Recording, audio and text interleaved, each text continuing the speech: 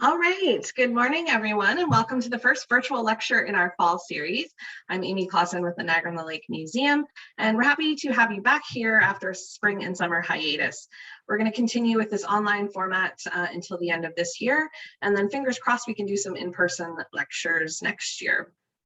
As usual, we're going to be recording today's lecture, so if you miss something or you lose connection, don't worry, you'll be sent the recording, and then we also post it on our YouTube channel as well. And then if you're not on our mailing list, if you're joining us and you've never received any of our updates, you can visit us at notlmuseum.ca and click to join our mailing list, and then you'll receive any recordings and any updates about future lectures every week.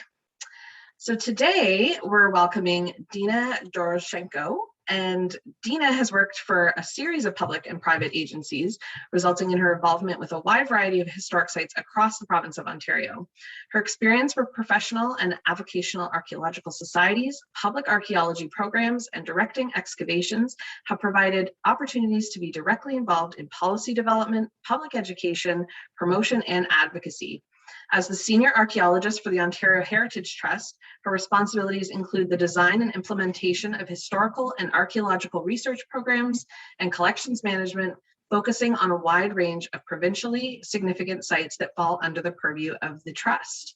So today, Dena is going to present Archaeology of the Niagara Apothecary and Niagara-on-the-Lake's Rich History.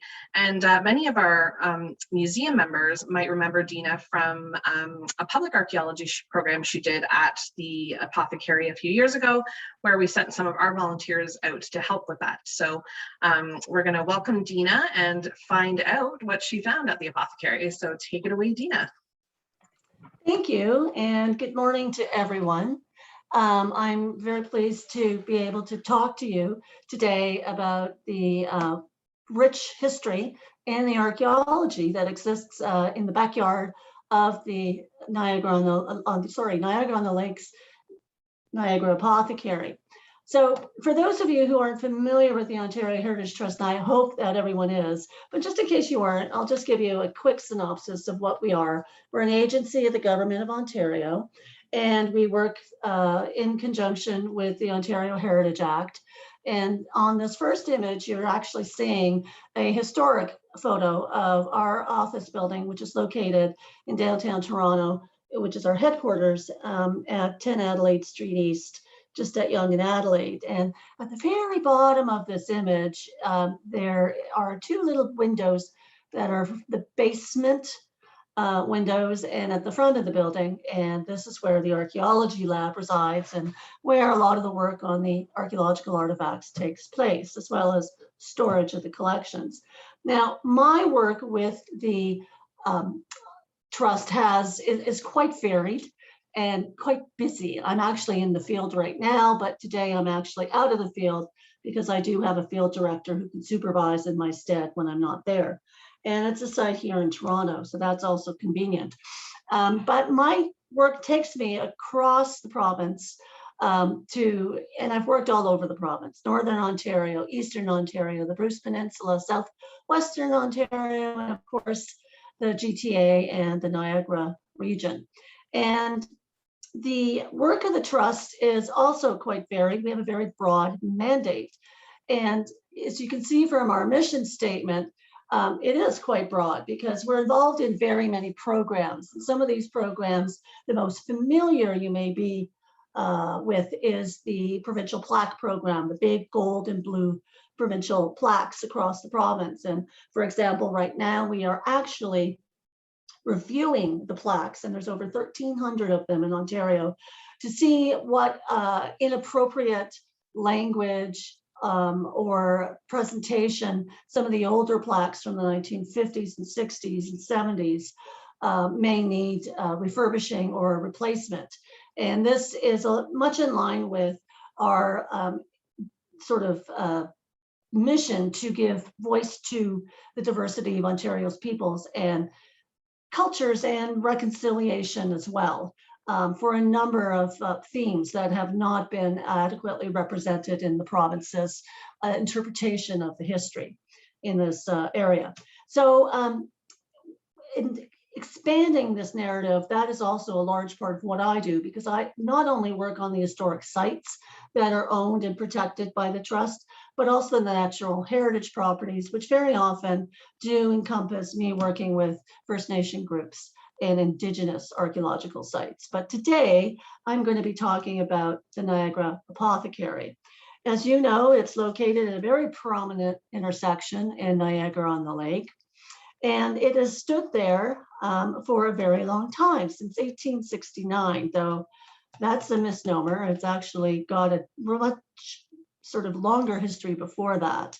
Now, we do know that the apothecary started up by Rodman Starkweather in around 1818, 1820, and it was located on Prideaux Street.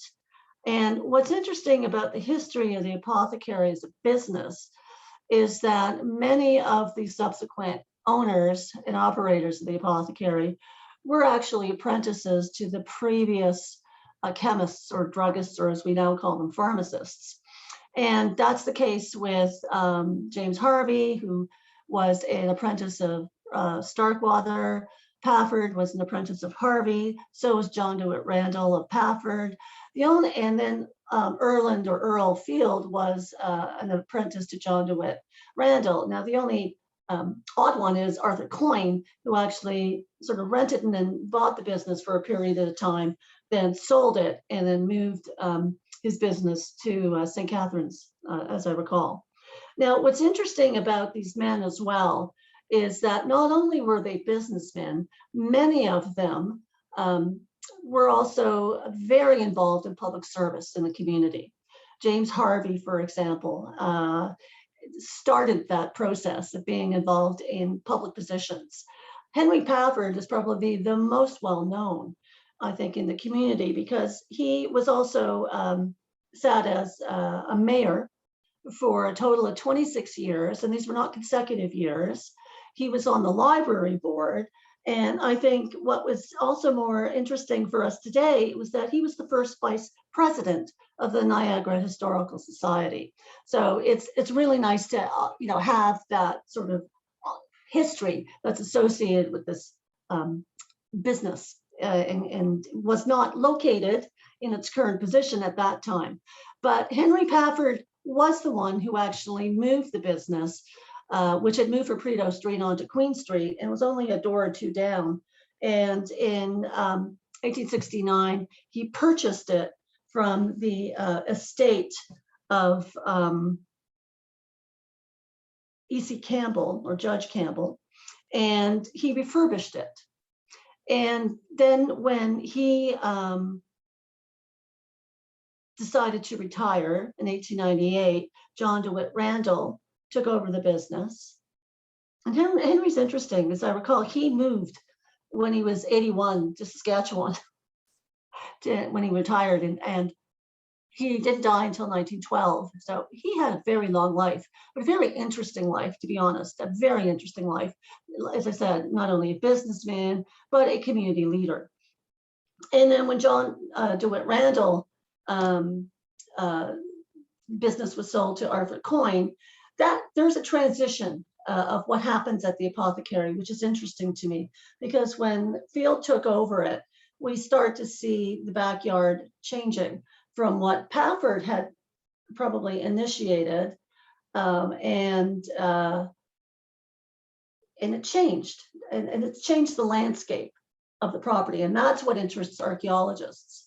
Now, when Erland Field passed away in 1964, the property remained empty for a few years, and then we were contacted by the estate in 1969 to see if there was an interest in the trust taking it over. And the trust was very new, because we had only been operating for about a year at that point.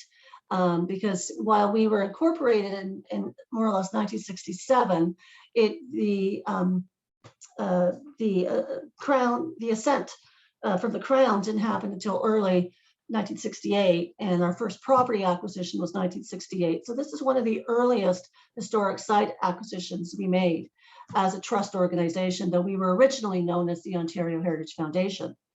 And we undertook the restoration of the building in around 1970. and that was with heritage restoration architect Peter Stokes. And we opened it as a museum in 1961, and it's been operated as such since then by our partners, the Ontario College of Pharmacists. And it's one of the busiest properties we have across the province in terms of visitation. We have anywhere from 80,000 to 100,000 people cross the threshold on an annual basis. And obviously the last 2 years, not so many, but it does tell us that there is a real interest in seeing this property, but also over time, since the 1970s, clearly the attractions that are there in the town and the history and the beautiful setting of the town does interest a lot of tourists who come not only from around the province, but the United States and internationally. Now, when Henry Pafford bought the building, he actually decided to move some, we believe, of the existing furnishings from his building into this one, because the dispensary, which is the photograph on the left with the clock and the little beaver on the top, is slightly earlier than 1869. So we think that that may have been in a store just a few doors down. And the oak and walnut cabinetry in shelving is all original to this building dating to 1869. We know the clock came from Albany, New York. And the artifacts you see on the shelves are all original. But what's interesting is some of these, for example, the onion skin bottles, which are dark olive green on the very top shelf, were collected, we believe, by Starkweather and or Harvey. And same thing with the cobalt blue bottles, canisters that you see down here. And that also, tells us that from successor to successor, they maintained the appearance of the apothecary. And how do we know this? Well, we also have historic photographs, which show us the building in the late 1800s. So we know in 1898 that, yes, the shelves have not changed substantially, and the interior of the building in this area, not much either.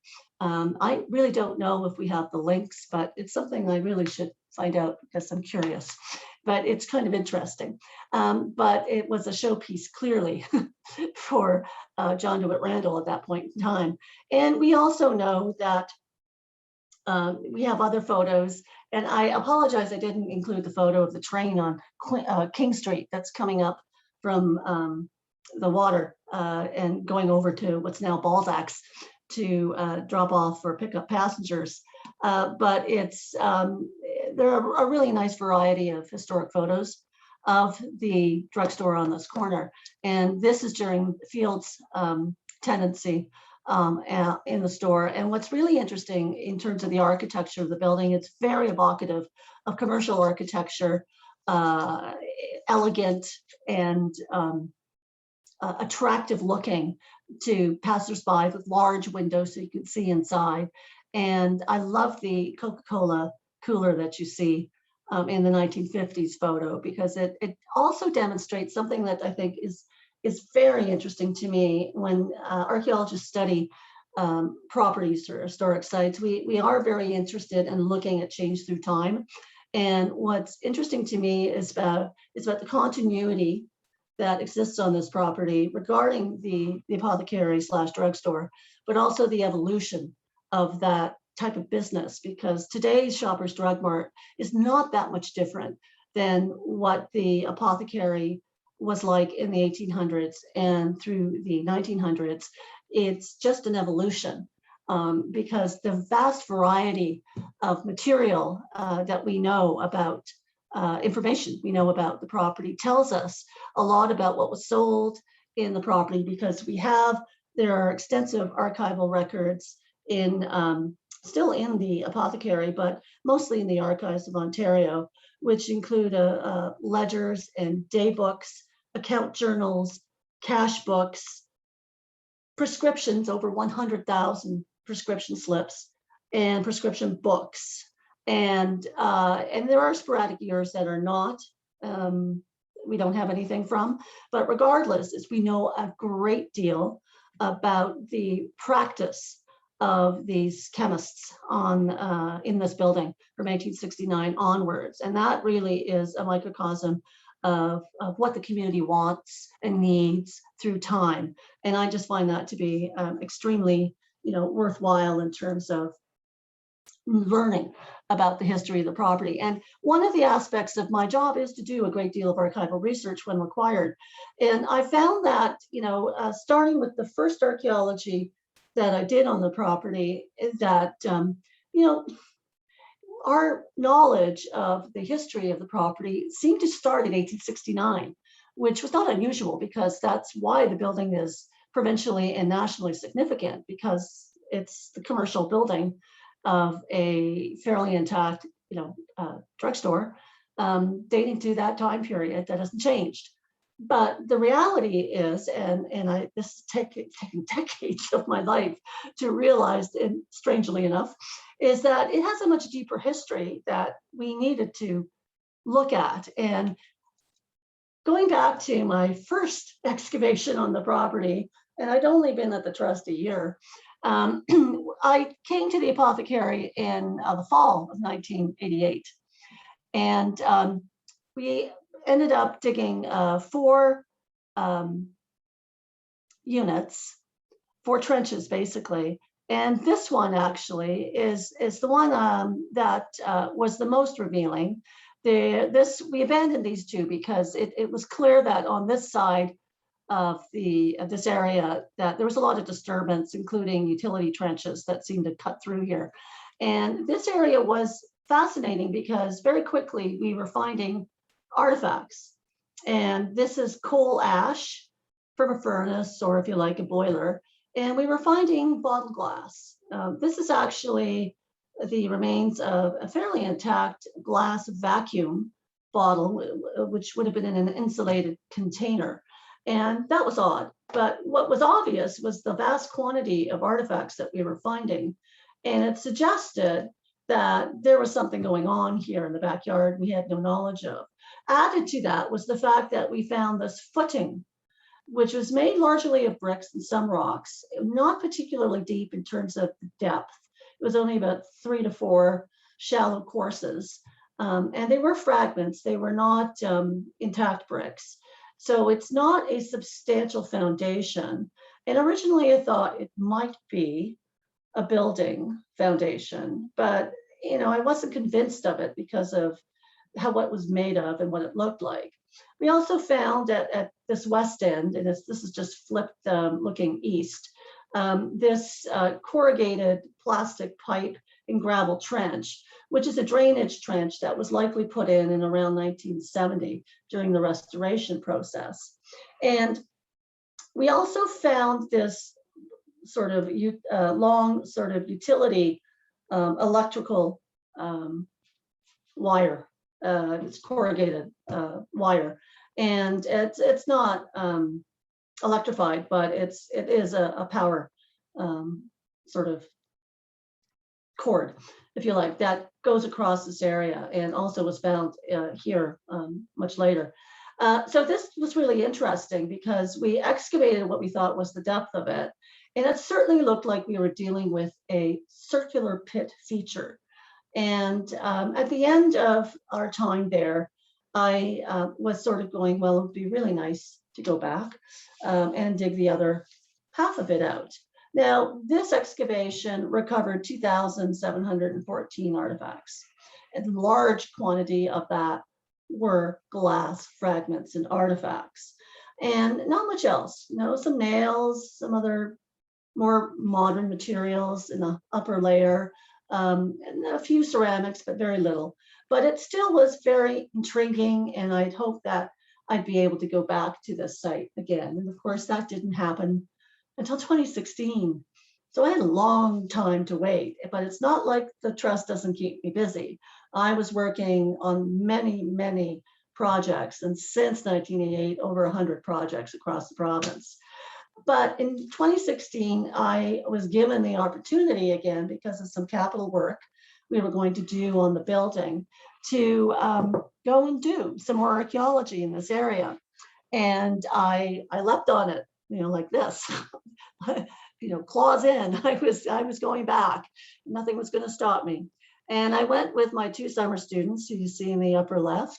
And we also had 2 student volunteers who came. And we were there for only about 10 days over a 3-week period. And what this allowed me to do was to reopen the large trench that we excavated in 1988, because I had fortuitously, and this is something archaeologists do usually with features such as this foundation or footing, I covered it in plastic sheeting.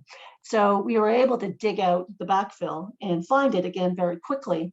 And then we exposed it again, and then we dug to the south of it and to the north of it and west of it to see what we could, because my intent was I was going to dig out the rest of that feature. And of course, we did find it. You can see some glass bottles appearing here.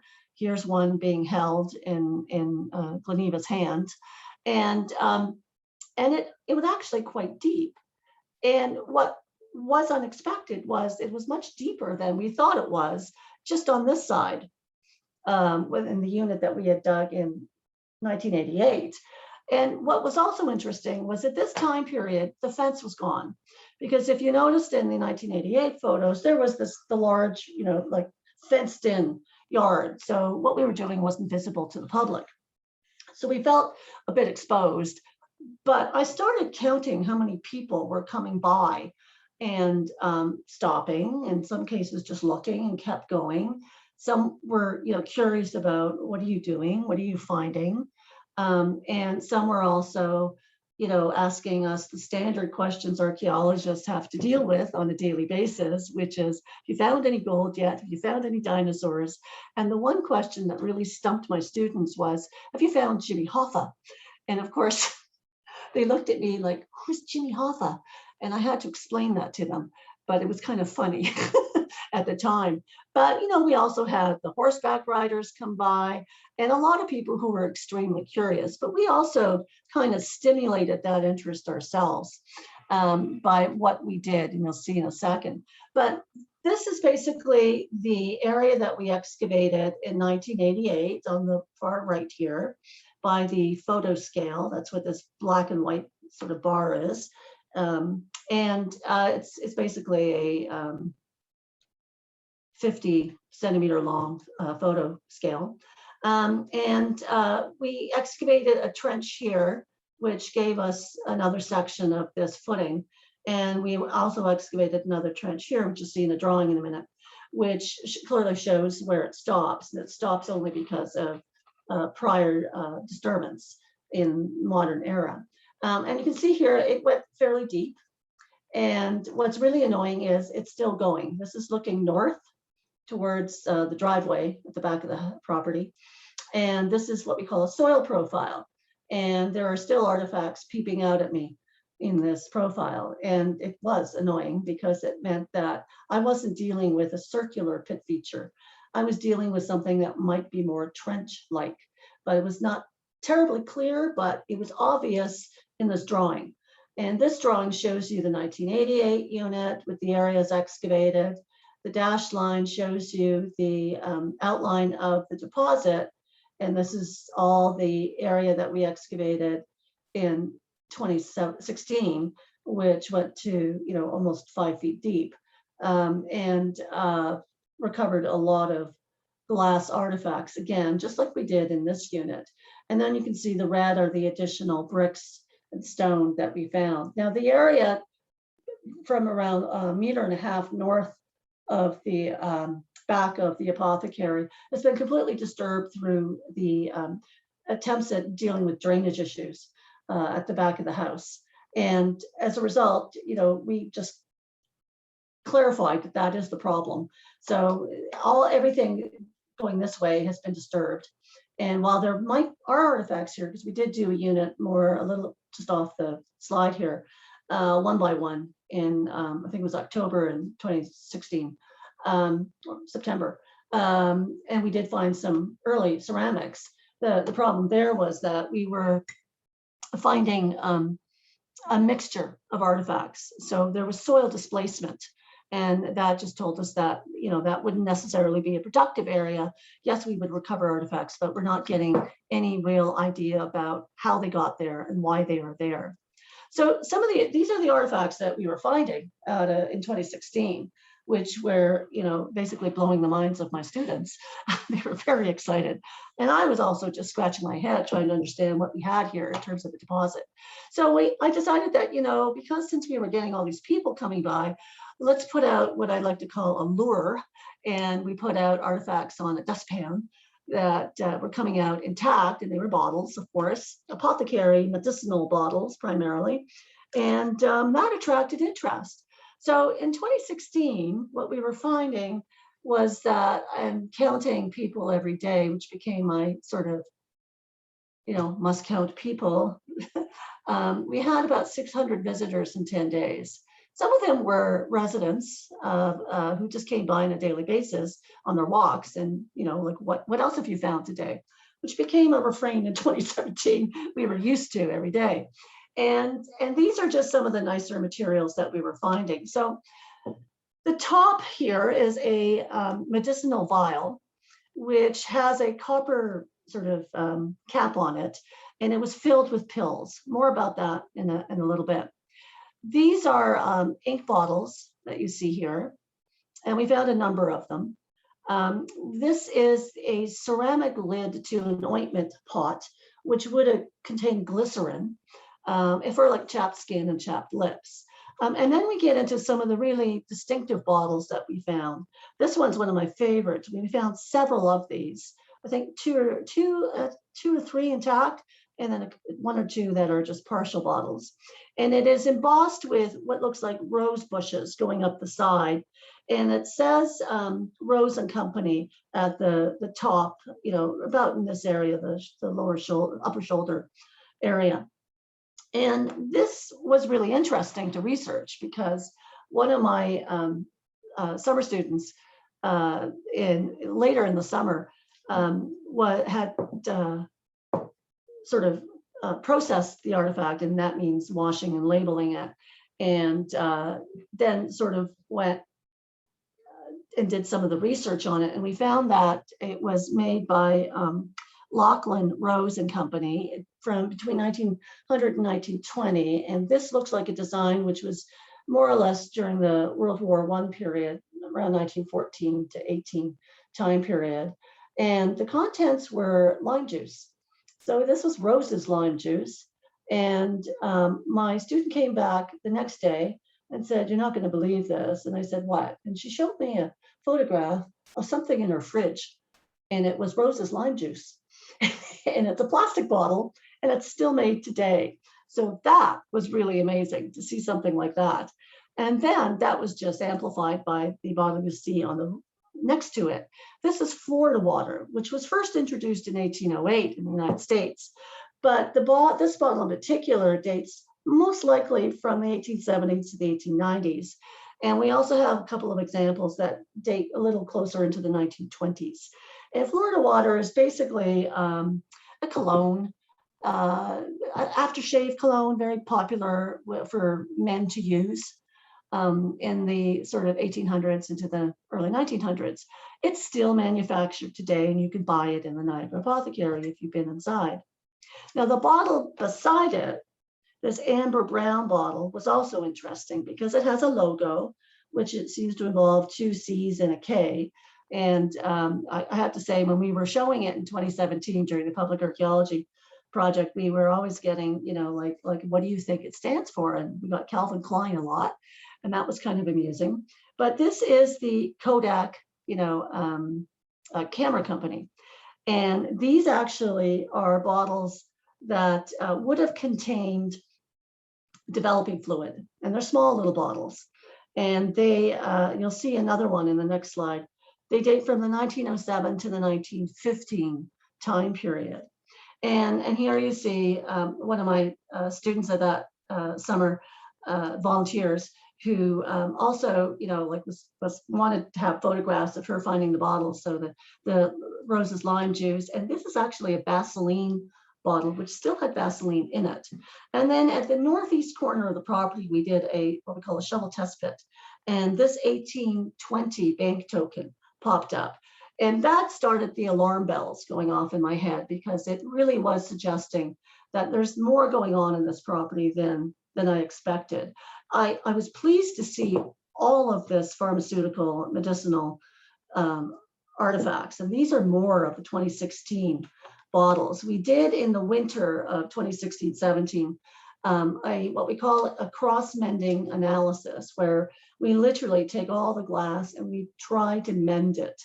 And as you can see, this is a chemical bottle that we did manage to find quite a bit of, and it has been conserved and mended by Queen's University students in the art conservation program. And we also, I noticed one day that this was found in that deposit, and it's a lovely bottle with a stopper with a sort of large ball on the top. And I kept looking at it going, God, this looks so familiar.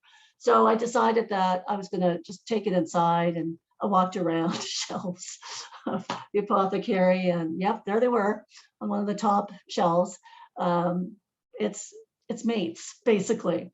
Again, we had druggist bottles. We have a lot of these druggist bottles, which may have had paper labels adhered to them at one point in time. Some of them had embossed graduations in ounces up the sides, which usually tells us that it's earlier than later. We also had a Broma-Seltzer bottle. Here are again some of the Kodak bottles, the roses lime juice. We had many medicinal vials, and we also had more Florida water bottles, patent medicine bottles, and some bottles which are kind of odd because they have different components to them. But again, because the labels don't survive archaeologically, we didn't know what was going on. But we also had bottles that had residue in them. In other words, contents. I mentioned the Vaseline bottle. Well, one bottle had red powder in it, which was odd. Then we had several bottles that had white powder in them. So I sent those off for chemical analyses. And what it turned out, the white powder turned out to be antacid powder, probably prescriptions. Some of them may have been patent medicines, but all of the white powder ended up being antacids.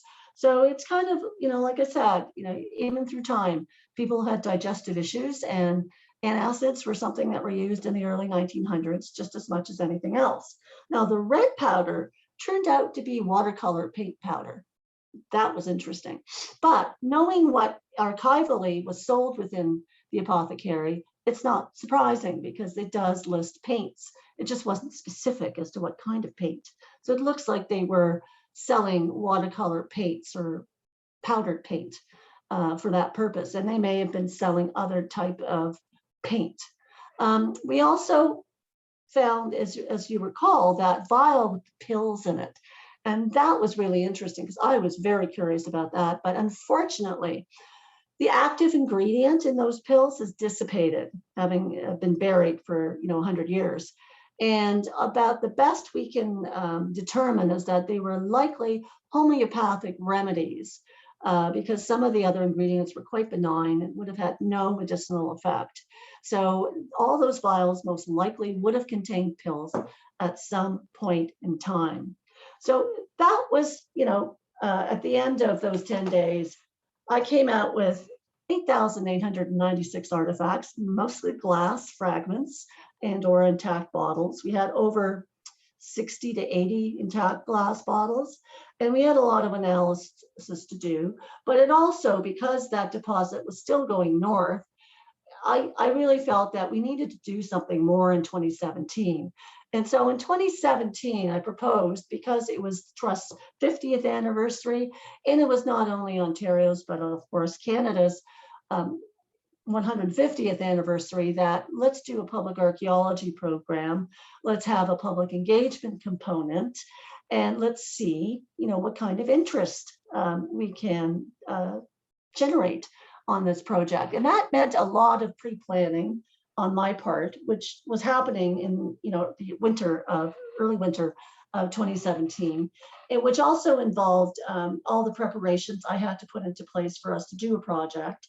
And then in the spring, hiring people, and as well having an intern develop a temporary exhibit for inside the apothecary, which again was meant as a lure to people who came into the apothecary to see the artifacts we had found in 2016, and then to be able to go outside and around to the back of the property and look at us within our caged environment, which felt like we were in a zoo, but that's okay.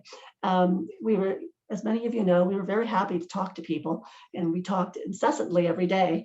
And I also reached out to the Niagara-on-the-Lake Museum, because when I went to the website, and knew the connection with the Niagara Historical Society, I thought this would be a great opportunity to get some local volunteers involved. And we had a total of 24 volunteers, and they basically fell into kind of three groups. We had a wonderful group of volunteers, and I just want to again publicly acknowledge everyone who participated in the public engagement table. So we also had to I had to develop this interactive artifact display. You'll see a closer photo of it in a minute. And we also had developed this banner that you see on this side. We had another group of volunteers who wanted to dig, and which was something that we were quite willing to have happen. And then we had a small number of people who were interested in trying out some artifact washing, which we did do a few times at the museum, because obviously we don't have the space, because this is the backyard. It is quite small. And it was busy, to say the least. Now, this is the artifacts that we had for people to take a look at, and not only look at, but actually touch. And that touching of the past is something I think a lot of people, especially youth, children, really, found amazing, to be able to touch artifacts that are, not necessarily just 100 or 150 years old, but even older. There's an 1820 coin. There was one church fragment, which was an anomaly because it was found on the Bacter pile, but it suggested indigenous occupation in this general area, completely displaced, but we had evidence of it that year in 2016. And ask questions. And so sometimes we had a lot of people who would stop at the table, and I had given one of those clicker counters to the volunteers at the table and just said, just click everybody who comes and talks to us at the fence. And that was, full of revelations during the 5 weeks that we were there in 2017. And here you see Elaine, at the bottom of the trench we were digging, which was the continuation of that glass deposit. And one of the larger 2 meter by 2 meter units we dug in close to the street with groups of people. And it'd be like you'd work for 5 minutes, you look up, and there's another group of 10 to 20 people standing there, because they just kept coming and going and coming and going. And it was really, really amazing. We worked Wednesday through Sundays, and I did that because I knew Niagara-on-the-Lake was a popular tourist attraction and place to visit on the weekends. And I have to say that, not only keeping a log of our schedule of volunteers, but also a log of how many people were counted on a daily basis. The Peach Festival Saturday was the busiest. There was over 800, almost 900 people who stopped by on the property. And we also had, oops, I'm just gonna go forward again. One day we had the museum come by with one of their day camp programs to take a look at the archaeology. And I have to say, also one of our volunteers brought his wife, had his wife and his grandchildren stop by to see what the archaeology was like. And Elaine is also conversant in Mandarin. And since there are a lot of bus tours that come by and into Niagara-on-the-Lake, they found us, and they even the walkie tours found us, and that was wonderful, because sometimes we get a busload of tourists who were clearly most likely from China or Taiwan. And Elaine would be working down in the pit, and she would hear the tour guide talking to them in Mandarin. And I think it surprised the heck of them when she would look up and suddenly respond to them in Mandarin, and their just faces lit up because they were so, like, oh, now we can really find out what's going on here. And they did, they were very curious about what we were doing, and the fact that archaeology was happening, in Niagara-on-the-Lake. And, honestly, it was great. We loved working with the volunteers who wanted to excavate. And it was a hard slog during the 5 weeks that we were there, because we did have to use shovels. And these were sometimes used when people weren't around, because, we like people to think we only use trowels and brushes, but that's television and not reality in archaeology. Archaeology uses a vast array of tools, including shovels and pickaxes, to get through the gravel. But the results were really amazing. One of the sort of amazing finds we found, which right away was signifying that we had earlier deposits on this property, was this button. It's a metal button, probably originally had a copper finish on it, and or a brass button, and it says KDG. And this is from the 1st King's Dragoon Guards. They were a cavalry regiment that was stationed in the British Army, that was stationed in Niagara-on-the-Lake during the rebellion of Upper Canada, and were in the community between 1838 and 1844. And it's quite possible they were billeted in some of the houses in the town, because another button has been found further west on Queen Street during another archaeological project. So that was kind of interesting. But what also was interesting was that deposit. We had dug out what we excavated in 2016 because we wanted to go a little further west, because we didn't have the end of it on the west side. So I said, well, let's just go a little further. And yes, we hit the west boundary of it. And in this unit, which is the new one, it continued. And I have to say, this volunteers, I do want to recognize, he is the father of one of the archaeology day camp students I had at another project in Toronto that summer in early July, who had come in, who had been part of the camp for about 3 years. And I told her I was going to be working here, and she begged her parents to come visit one weekend, and they came. And since this was a deep unit, we wouldn't let her go down in it because she was only 11, but her father came and he was like right into it. He was just so excited about getting that hands-on experience, and that was really nice to see. But one of the things we found, which is quite odd, was this iron bar, which goes quite deep, and it was at the west boundary. And you can see it just in this image of the area at the end of excavation. And it's interesting because iron bars like this usually relate to property boundaries. It's a stake that we would find in the ground, and more on that in a minute. But this is what we were at. So this was the unit in 2016, and we reached the bottom, and you can see we just jutted out to hit the edge of it to see the boundary of it on the west. And it is very trench-like now because it still continues. It's still in this wall. So we knew it was still going towards the north. But at the bottom, it also dips down, and this looks very reminiscent of perhaps where a wall foundation may have stood, or some sort of feature that has been removed. And what happened is, I think all the glass that relates to the apothecary was deposited during a clean-out period in the 1920s, possibly at the beginning of Earl Field's tenure on the property.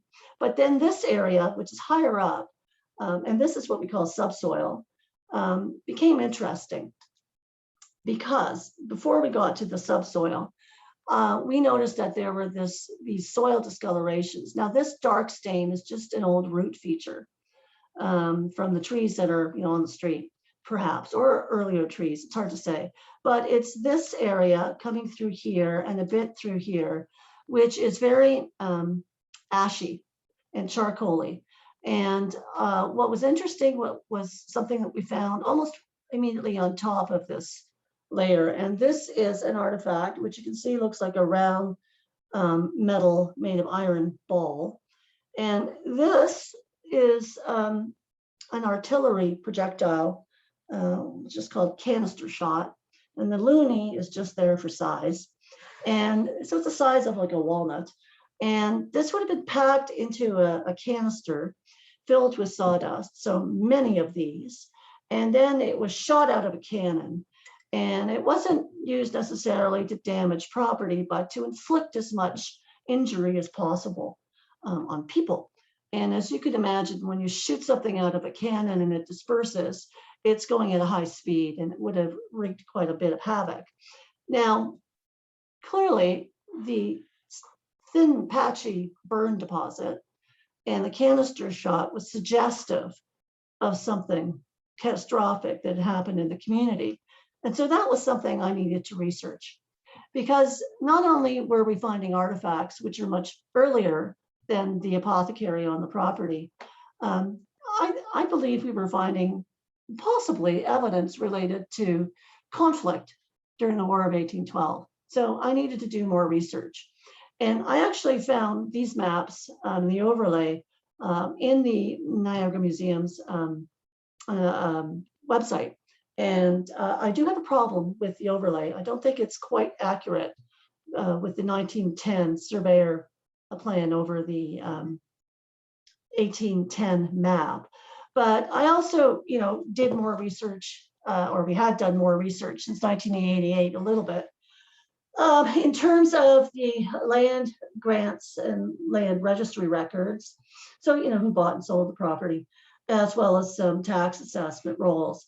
So the 1805 map, and this is a blow up of it, and this is what we know. Lot 64 is where the Niagara Apothecary resides. The original land grant was given to William Dixon, who then subdivided and sold the south half of the property to James and William Crooks in July of 1805. Now, the Crooks brothers were merchants, and James was the first person to export wheat and flour to Montreal, and he was also a member of the legislature.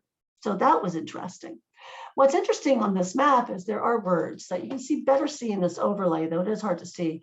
It's the letters I and N, and it suggests that this building is an inn. So that was also interesting. Now, what was interesting, of course, is this is 1810. And in 1823, there's nothing on the lot. So I had to figure out, number one, what happened to these buildings? And you do the historical research and you discover what happened to these buildings. I do know in 1826, there's a map that shows a building that's kind of in the middle of the lot. And so there is a rebuilding that happens. But the only thing that I was left to do was, because of the War of 1812 and what happened in 1813, I had to look for a war loss claim. And this was made by the Crooks brothers in 1815. And it was really one of the most detailed ones I've seen.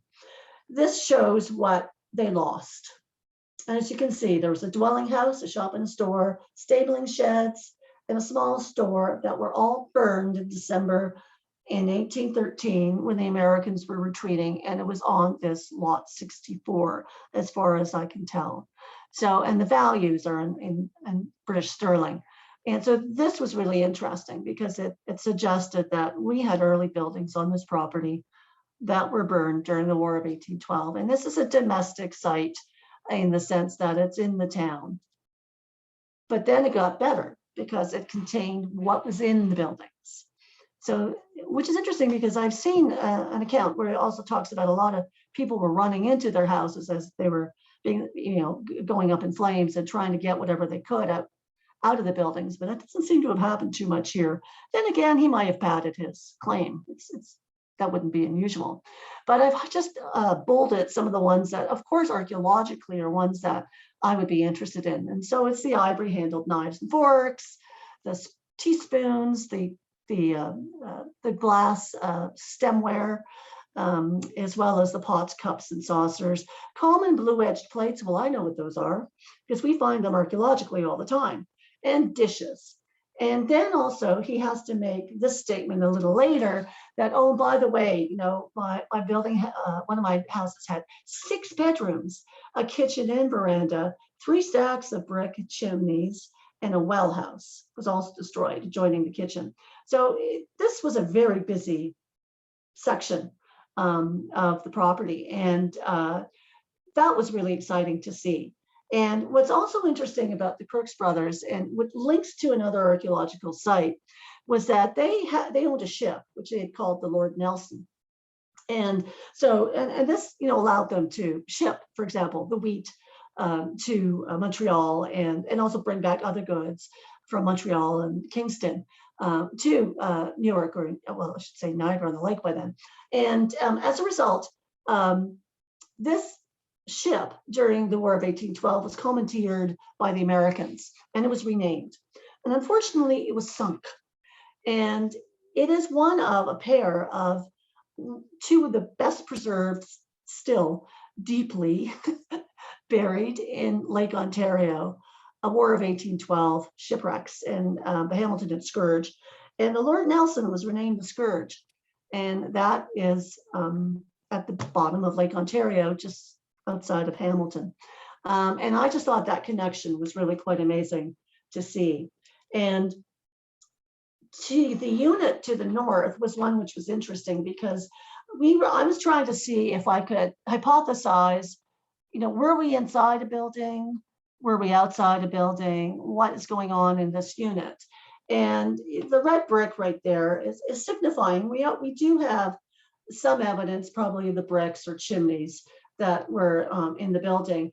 But this was disturbing because this is a utility trench. And I know that now, but then I suspected it. And there's something else going on over here. But this outline here, was quite clear at the time, and it suggests we may be inside the interior of a structure. So that was kind of interesting. The other large unit we dug was close to the brewery in the northwest corner of the backyard. And we were getting all sorts of artifacts out of here, some apothecary related material. And this is under a thick layer of gravel. And then we sunk a almost 1 by 1 meter unit. And and it just kept going down. We didn't actually reach bottom, and we went down almost 4 feet. So, close to 4 feet. So we knew that this deposit may be actually within the interior of a building, like a cellar deposit. And as a result, that really made it interesting. It's like, what's going on here? And we also found a lot of fire hardened wrought nails, which are early. But we had to end in 2017. So we didn't finish these 2 large units. So I decided maybe in 2018 we could come back and we geotextile the area. And these are just some of the artifacts that we were finding. Again, we were getting apothecary glass. And these are 2 coins that were found up against a metal pail, which included all these apothecary bottles. And these date around 1919. We were finding the presence of children, because that's a clay marble. We were finding, this is actually a glass bottle. We were finding an apothecary vial, which predates the apothecary, because this dates to around 1850. That's a sterling silver ear post earring. And this is a John DeWitt Randall, chemist, Niagara-on-the-Lake bottle. And these are some of the earlier artifacts. Now, we got a total of about 23 buttons off of this site. And the hand-wrought nails were amazing, because they're very pristine, and that only happens when it's been in a fire. We got black basalt stoneware, which is probably a teapot. We got very delicately hand-painted pearlware, which is also early. And these are more mid-1800s. And then, of course, the apothecary glass continued. So we had a total of 12,560 artifacts that season. And I'd hoped in 2018 we could go back, but unfortunately, there were budget restrictions that happened due to a change in government, and that's typical. And so in 2018-19, we weren't able to do a great deal of sort of long-term projects. And of course, then COVID hit, and 2020 was a year for working from home. But then 2021 happened, and that is what it got interesting again. But I do want to shout out to all the volunteers and my staff in 2017, because they had to deal with 8,000 visitors, just just about 8,000 visitors. They had to deal with, 24 volunteers. They had to deal with heat and humidity, and they had to deal with the eclipse. And also we had the occasional rain, and so we made the best of it. But they were a really good team, and I was really glad to have them on site with me. I was back at the apothecary this spring, I'm happy to say. We were only there for 2.5 weeks. And this was in May. And that's Elaine, whose back is to me. I brought her back with me. I said, I'm going back to the apothecary. And she said, okay, can I come? And I said, of course you can. And so, but we did it differently this time. What I really needed to do was to get to the bottom, to find the bottom of at least one of these large units that we had excavated. Plus, I wanted to find the end of that glass deposit. And we were able to do both of those things. So I brought in a mechanical excavator, actually twice. And what we did was we dug out the 2 large units, the one by the street. And this is a new unit that we're putting in. And yeah, that's me watching with a cup of coffee.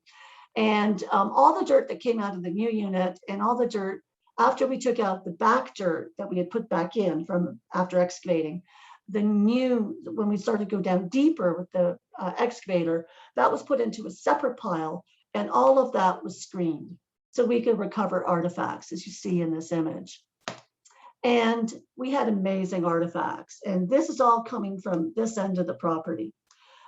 We took it right down to the bottom of that cellar, and these are some of the artifacts we were finding coming out of that sort of fill on top of the bottom. This is a fireplace andiron, and it's typical of the early 1800s time period. So think of a fireplace, and you have that little sort of grate in the middle that would hold the wood, and the andirons are sometimes on either side of it. This is a barrel hoop. So it's a metal sort of fastener for the staves of a barrel. We found multiple intact clay pipe bowls. We found a number of coins. This is George IV. This is William IV. So that's around 1831, and this is closer to the 1820s. This is a gun flint for a musket rifle.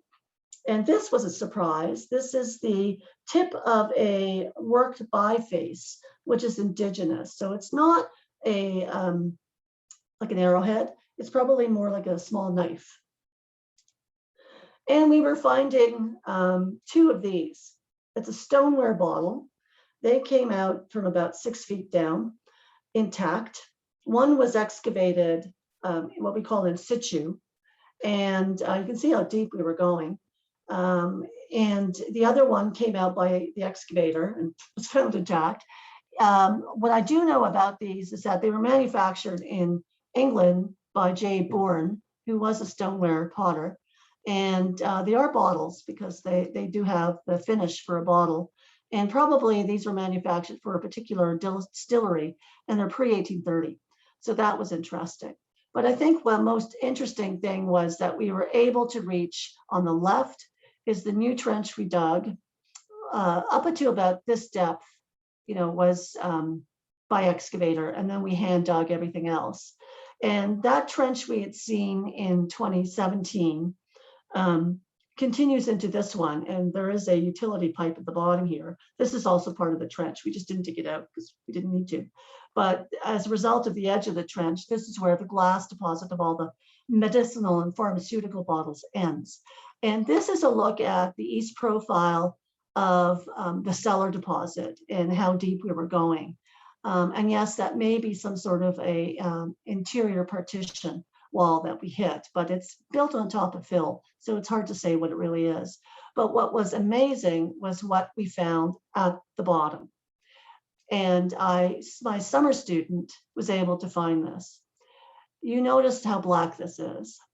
That is charred wood, and it sits on subsoil. So it's at the very base of this deposit, almost 7 feet down. And within these charred wood planks, or what's left of them, are hand-wrought nails. So we clearly have a fire deposit. And quite frankly, this is probably the best evidence we have on the property for the burning of the Crooks buildings in December of 1813. And that's pretty exciting.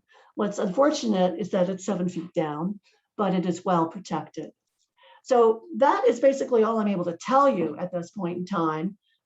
We estimate right now, because the artifacts are still being cataloged, we have somewhere between 5,000 and 6,000 artifacts, which, if you've been keeping track, means that in this tiny backyard, we have approximately 30,000 artifacts that reach back to as early as the 1805 time period and right up until the 1920s of the apothecary pharmacists on the property.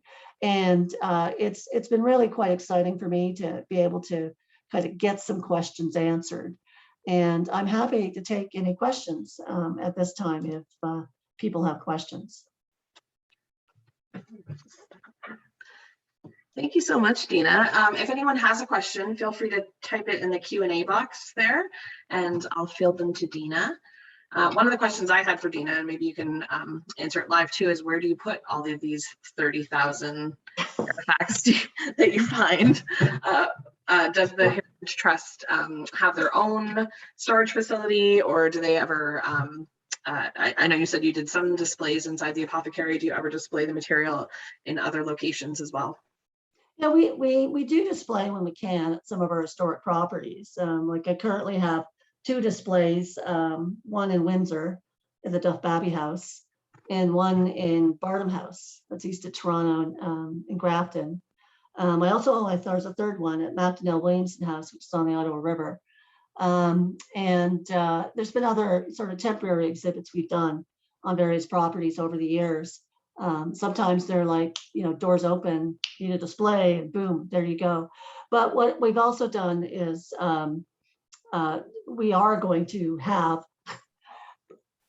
I've been waiting for this for so long, starting in sometime in November, we're going to go live on our website with what we call an OPAC, an Open Public Artifact Catalog.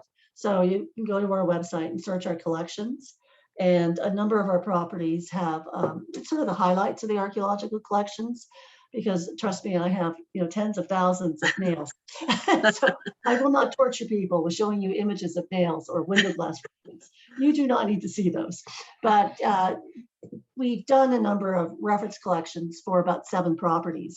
Unfortunately, the Niagara Apothecary is not going to get done for a while because there's just so many artifacts, and it takes time to sort of decide which ones we're going to profile in the reference collection. But there are many other properties that have quite comparable collections that you'll be able to take a look at. And that's kind of the direction we're going with this collection, is that we're going to probably, I'm hoping next year, do some of that development and try to get those records online so people can start seeing the artifacts from the apothecary. Because we've done a lot of research, for example, in all the bottles that have come out, and we've done a lot of research on the buttons and some of the nails, and anything that's identifiable to us. We've been doing a lot of research, so it'll make a really nice addition to that aspect.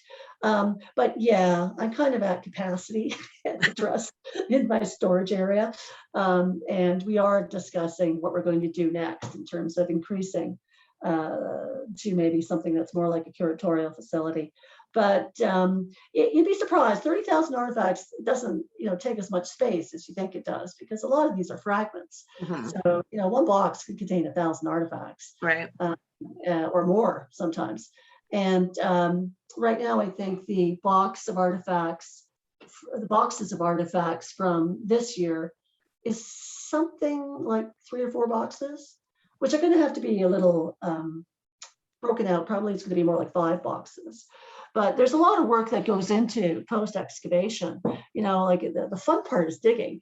But to be honest, the longer sort of part is what we do after the excavation is over.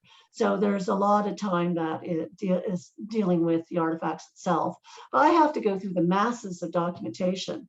We've collected all the photographs, all the field notes and forms, and I have to do a ministry report, a license report That gets submitted to the license and accepted by the province, which allows me then to go back to that site if I so choose to, or I'm not able to.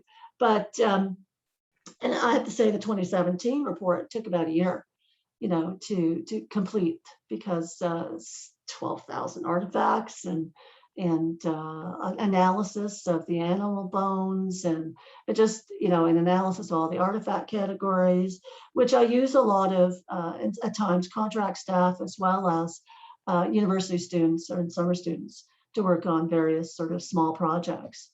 And I'll be doing that this winter with one of the students that I have this winter. He's going to do some artifact analysis and research on the site I'm currently working on, but there's always opportunities to do more. But I think it's just, it's these sites have so much history and so much interest in communities that, I'd like to see more done with the artifacts. And we try to do that. And sometimes it's even making the collection available to outside researchers, grad students, for example, who want to do master's or PhD dissertations. And we've had that done as well on occasion. Great. Yes, I'm running out of storage. Chris would like to know if you know the qualifications to be a pharmacist back then. It wasn't really up until, I think, as I recall, the 1860s, where that becomes more formalized. Because it seems that in the 1700s into the 1800s, it was basically having a bit of a background as a chemist, but there was very much a sort of naturopathic, beginning to apothecaries, because they were using natural products. They weren't using chemicals as what, evolved through time. And compounding sort of ingredients is something that also starts a bit later into the 1800s and the early 1900s. And then that's when, the Canadian, I think, I forget the name of it now, association. I did do research for this back in the 80s. And so I haven't been asked that question for a while. But yeah, there's been an evolution. One thing I know, like at the apothecary, is that you can see that because some of the prescriptions are quite, funny in the early 1800s, and then they change by the 1900s, quite obviously.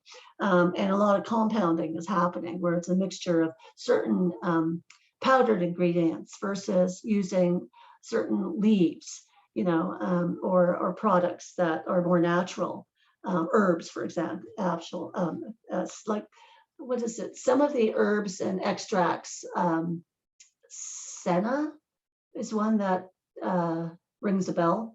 And these are on some of the canisters that are on the shelves. And some of the wood drawers, when you open one, you can still smell what was in it, because it would have been something that was more an herb or a plant ingredient that was still being used occasionally for a variety of reasons. And people went to apothecaries to get these types of remedies. They didn't necessarily go to a doctor until later in the 1800s, because there's still a big fear of doctors and hospitals. And so you would go to your apothecary, or sometimes you get the doctor to get you to prescribe something. But by the 1850s, 60s, what you see is this transition into patent medicines, which are being manufactured by companies. And these are basically cough syrups and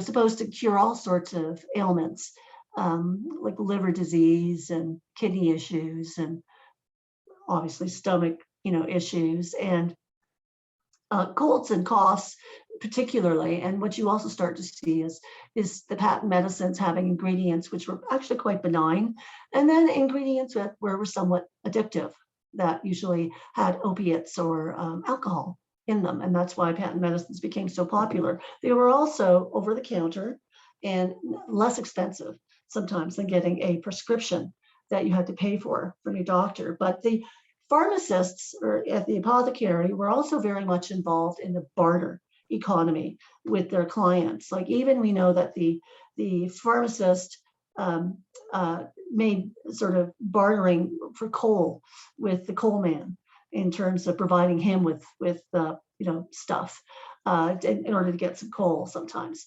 And that was kind of interesting, that there was this barter economy, which was very prevalent, during the 1800s. And there were accounts that people would set up and would have to come in and pay, often. And of course, that doesn't exist anymore. Like you gotta pay when you pick up your prescription. That's it. You don't have a chance of putting it on an account. You have to pay for it, whether it's just a dispensing fee or it's the whole, cost of the prescription. So it's interesting to see how that profession and industry developed over time. Diane wanted to know what the make was on some of the broken dinnerware, if you could tell what the make was at all. Well, some of the patterns, of course, are no longer made today. So some of for example, the hand-painted teaware, we don't know the name of the patterns because they didn't have names. We do have a lot of transfer prints, and we had some blue willow that popped up. And some of the other patterns are typical of the 1840s and 50s. And those were kind of expected because we know by the 1850s, in terms of the tax assessment rolls, there were 3 buildings on the property. There was the apothecary building, which had been used throughout the 1840s as a law office. And for a short period of time in 1853-ish, I think, or 56, no, 53, I think. It was used, rented out as a custom house. And then there were two smaller buildings to the rear of that building, which seemed to have been occupied by tenants. And one was a widow, and she lived in a small house, and another one was at one point in time, I forget his name now. He was listed as Captain somebody. And then there was also someone who obviously worked for Judge Campbell. And those buildings disappear. They seem to have been removed by Pafford in the 1869 era. And we know at some point there was a gas plant, but it's still questionable as to where that was. Though we were finding evidence of it in some of the soil layers because of the coal byproducts that we were finding. But the artifacts that tell us about the domestic occupation relates to that time period in terms of 1840s, 50s, are very typical patterns of that time period. There are a lot of sort of romantic landscapes. There were sometimes floral borders, not very much in terms of like geometric designs or anything like that. So they're very typical of that time period. And we haven't necessarily looked at, because sometimes they're not that obvious. It would take a long time to search for the patterns in terms of researching. But what we did do was try to develop a sense of how many glass containers we had, but also how many ceramic vessels we had. And I think with the ceramic vessels, it's around 116 different sort of plates and cups and bowls and that type of, in terms of objects. And with the glass containers, because most of it's related to the apothecary, I think it was around 209 bottles, that we were able to hypothesize as the minimum number of bottles that were thrown into that deposit. And of course, not all of them went intact. A lot of them smashed when they were put in, but that was still kind of interesting. But we were also finding, in addition to all those buttons, and some of them were off clothing, we were also finding clay tobacco smoking pipes, some evidence of children, because we did find several clay marbles, as well as a china doll fragment. And that's what's really kind of interesting, is that we have this sort of diversity of objects that are coming out from the backyard that tell 2 different stories. One, which is domestic, even from the Crooks brothers time period. And then one which is commercial, which is the apothecary. And that's very rare to find on one site as well. Great. Just a couple more questions. Bruce wanted to know where the exact location of the first apothecary was. It was on Prideaux Street, and that's about all I know at this stage, because there are no maps from that time period, because that I've been able to ascertain as being it. And I haven't done that research, unfortunately, but I'm sure somebody could. I also know that it wasn't the first apothecary in Niagara-on-the-Lake. That was the first apothecary was 1796, and it was a chemist by the name of Hirst, H-I-R-S-T. And I'm not sure where that was located either, but that was the first apothecary store in Niagara-on-the-Lake. Yeah, it would be interesting to find out, which lot that first Starkweather, owned. I just haven't had the time to do it, unfortunately. Rick Malone wanted to know when the plate glass in the front of the apothecary was installed. It would have been original to 1869. Now, the possibility is it has been replaced because things happen. It's large plate glass, but it's likely original. As far as we know, it's original. Okay. And then just one last one. Were the pre-1830 stoneware beer bottles found impressed with the maker's name? Yes, it was. Yeah, it's not, that was just a, out of the field photo that I quickly took. And I can read some of it. So I do know the name of the possible distillery, but I haven't been able to track it. I've tried, but it's hard to find those. It would have been out of Britain, most likely, not Upper Canada. But it's J. Bourne, B-O-U-R-N-E, which was the pottery factory that it came from, which is in Denbigh in England. Nice. And one more snuck in here. Any thoughts on how the burnt wood ended up so deep? It's at the bottom of a cellar, basically. So the house, the building, I would like to say it's the inn, but we're not sure. It would have had a basement. So it was at the very bottom. And when buildings are demolished and razed, sometimes that happens. You just sort of, collapse it, and you won't necessarily clean it out completely. Sometimes they do, but I have to say, archaeologically, I've worked in enough basements to know that you still sometimes find evidence of burn deposits if there's been a fire on the site. And this is the only fire that we know that has happened on the property, that very distinctive, that devastated the property. So the fact that we were finding these sort of planks of wood that are completely charred does tell us that it's a catastrophic event by fire. And the fact that they still had the nails in them, which are hand wrought nails, which are very early, is suggestive of the 1805 to War of 1812 period. Wonderful. Well, thank you so much, Dena. That was wonderful. Our next lecture is in 2 weeks on Wednesday, October 20th at 11 a.m. And Kathleen Powell from the St. Catharines Museum is presenting Triumph and Tragedy, Building the Welland Ship Canal. So thanks everyone for joining us today, and hopefully we'll see you in a couple weeks online here. Also, just a reminder, if you want to support any of our programs, I've put a link in the chat to our Canada Help site where we can take donations towards our programming. So thank you so much for joining us. And thanks again, Dena, for sharing your research with us. Oh, you're quite welcome. Bye-bye.